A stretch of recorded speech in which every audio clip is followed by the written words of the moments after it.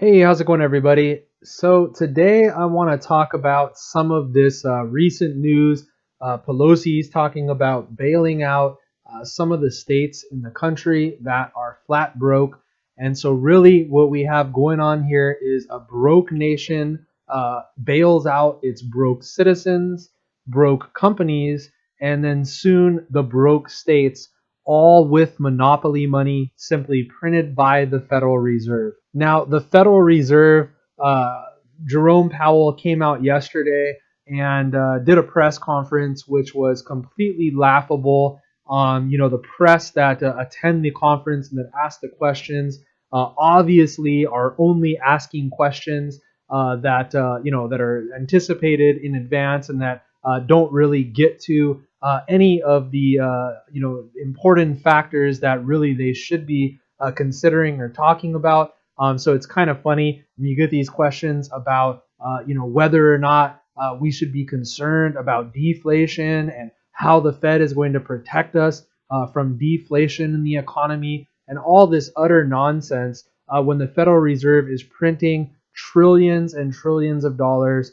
They're doling it out to mostly businesses, large companies, hedge funds, banks, financial institutions. I mean, that's where really all the money is going. This idea that somehow Main Street is getting helped out. I mean, to a limited extent, if you had to take a wild guess, you could probably estimate a dollar goes to Main Street and $9 go to Wall Street, or whoever else at the top. And it's really just laughable, all of this stuff, these questions that people ask the Federal Reserve. Jerome Powell also, famously said at this conference that now is not the time to worry about the debt. So just incredible words to hear from the person that's been pushing massive debt loads on the economy, on corporations, on the government for the last several years. And as the debt grows, both in terms of the Federal Reserve balance sheet and the national debt of the United States. Of course, now is not the time to worry about the debt. As many people talk about, many economists know, when an economy is doing good, for instance, these last 10 years, that's when you're supposed to have a surplus and actually be paying off debt. But of course, the last 10 years, we've been, accumulating debt at a faster and faster pace. And now the amount of debt that we're taking on in this country, I mean, it's just unimaginable. It's starting to look like this year alone. I mean, if you combine kind of, the Fed balance sheet, government debt that's the Treasury is going to take on, I mean, we could end up in, a range of 20 to 40% of the entire United States gross domestic product. And that's using GDP pre-coronavirus. So obviously GDP is going to fall substantially, which means the debt load that we're taking on this year alone might even be much higher than that. Clearly, this is not sustainable. And of course, now we're trying to pick a fight with China at the absolute worst time, trying to throw blame around, really threatening China in terms of their treasuries that they hold, that we might, maybe cancel those out, not pay those back to them. So these are, very, very serious things that we're putting out there, into the world, into the economy, into the headlines and news in other countries.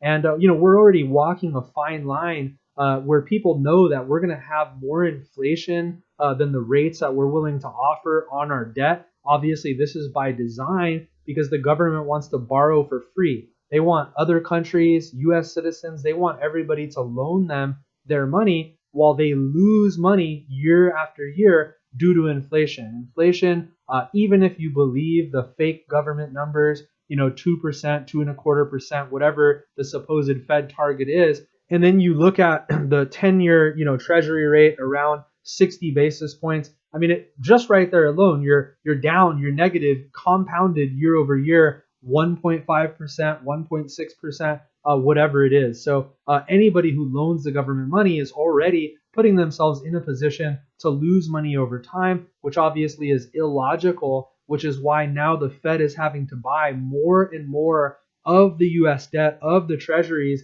in order to finance all of this massive debt spending. So these are kind of the initial steps as countries historically have started to trend towards high inflation, hyperinflation, when the rest of the world realizes that owning dollar-denominated assets is no longer safe and prudent. And, it seems like something that could never happen to us. But at the rate we're going with the things that we're doing, it's very likely that it actually will happen to us, and probably much sooner than anybody thinks. So while mainstream media, is concerned about deflation, as though inflation is some prized thing to have in an economy where people's wages have stagnated by absolutely, when you look at charts over the last 20, 30 years, whatever it is, and inflation has skyrocketed over that time period. I mean, a lot of estimates say since the 1970s, 1980s, a dollar has lost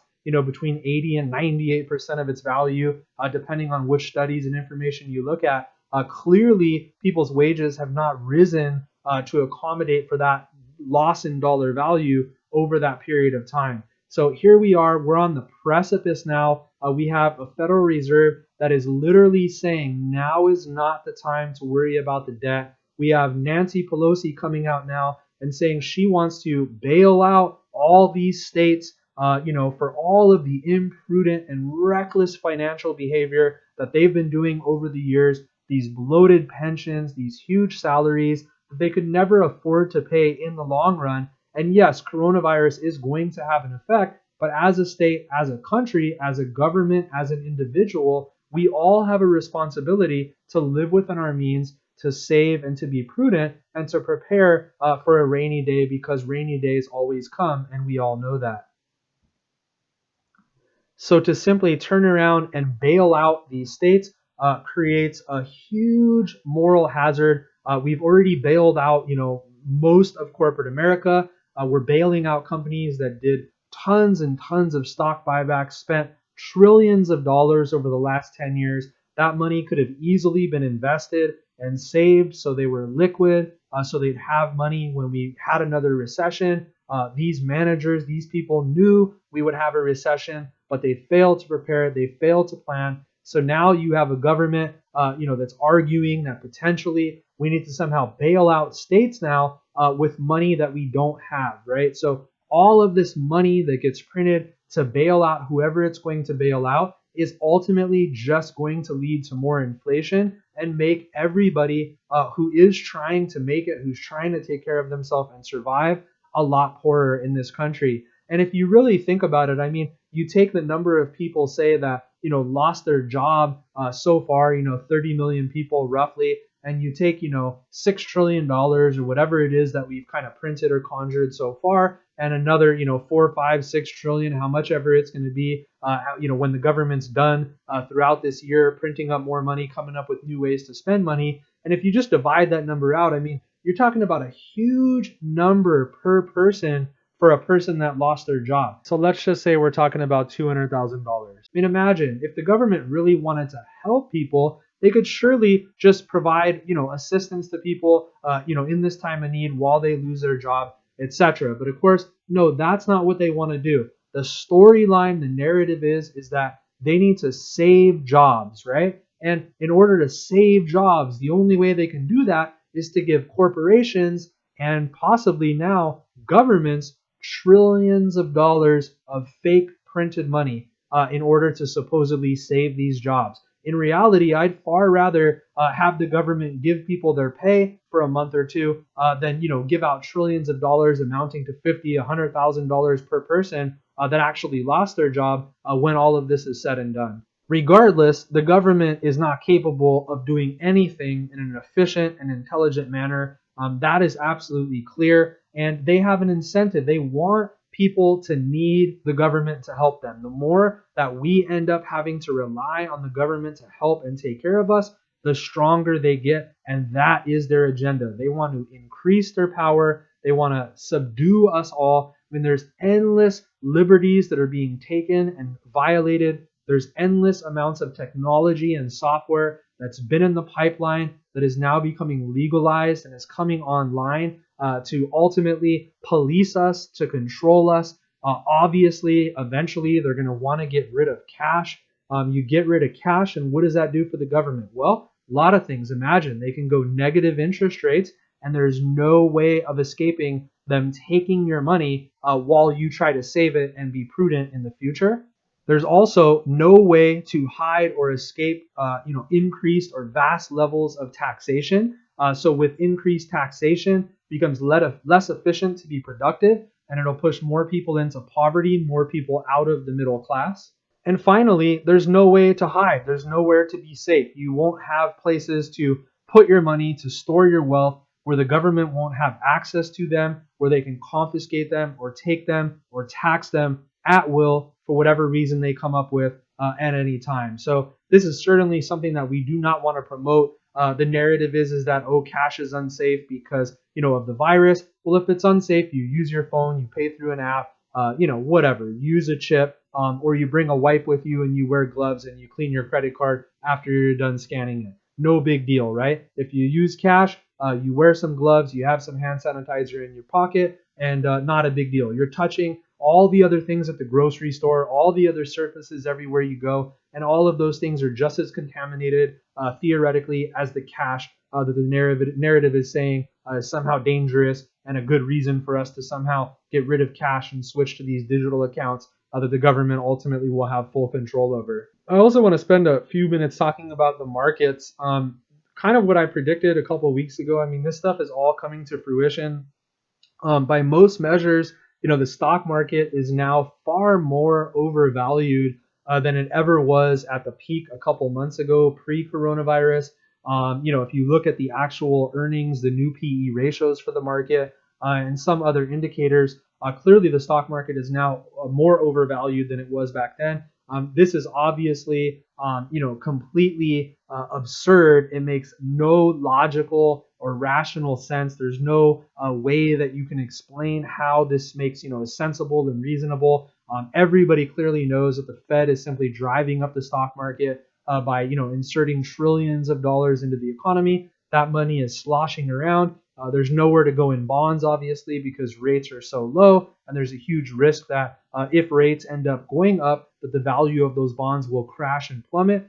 So where's money going? Money's going into the stock market. Now you look at some of these stocks like Amazon, for instance. It's coming out to all-time highs. I mean, way, way, way above the recent all-time highs. And I mean, this is just money, blindly chasing a dream, a fantasy. Will it work out? I mean, gosh, who knows? With inflation, with what the Fed's doing, with how much money they may end up printing. I mean, that's the problem, is that people are scared.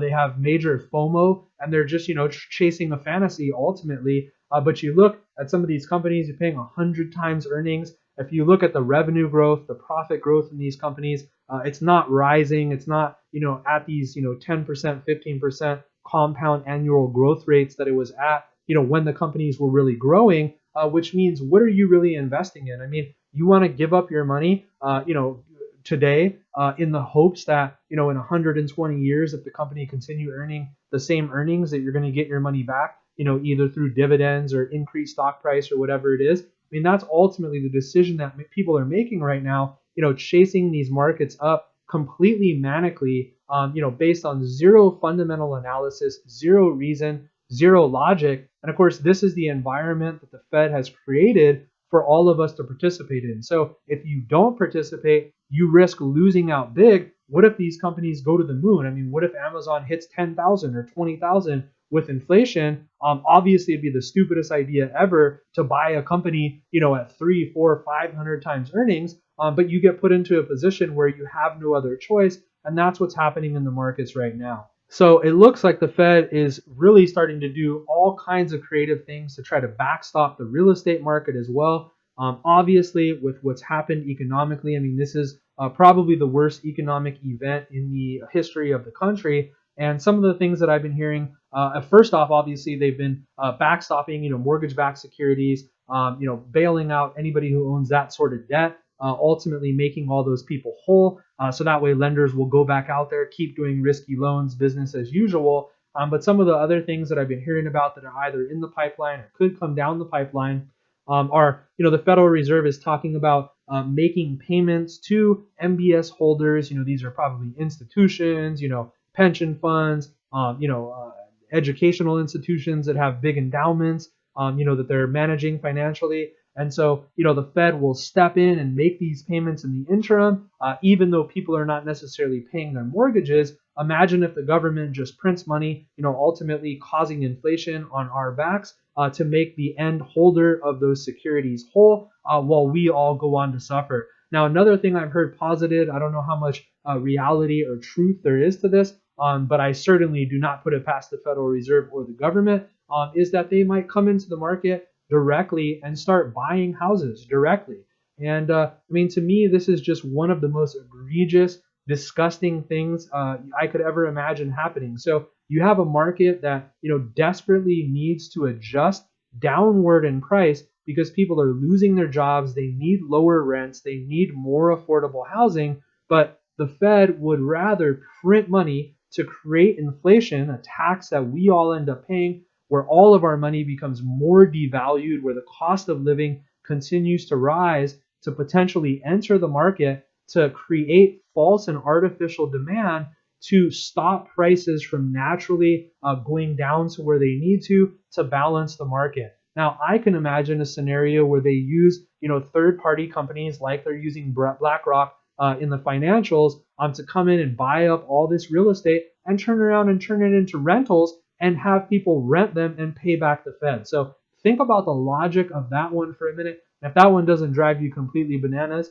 I don't know what will. A Federal Reserve who prints money, creating inflation for all of us to suffer through, and higher taxes in the future, so that way they could buy assets, which means we have to go compete with them in the market to buy real estate assets, so that way they can turn them into rental income streams, so that way they can earn money off of the money that they printed that we're ultimately going to have to pay back forever. Yeah, go figure. So whether that happens exactly in that way or that fashion, I don't know.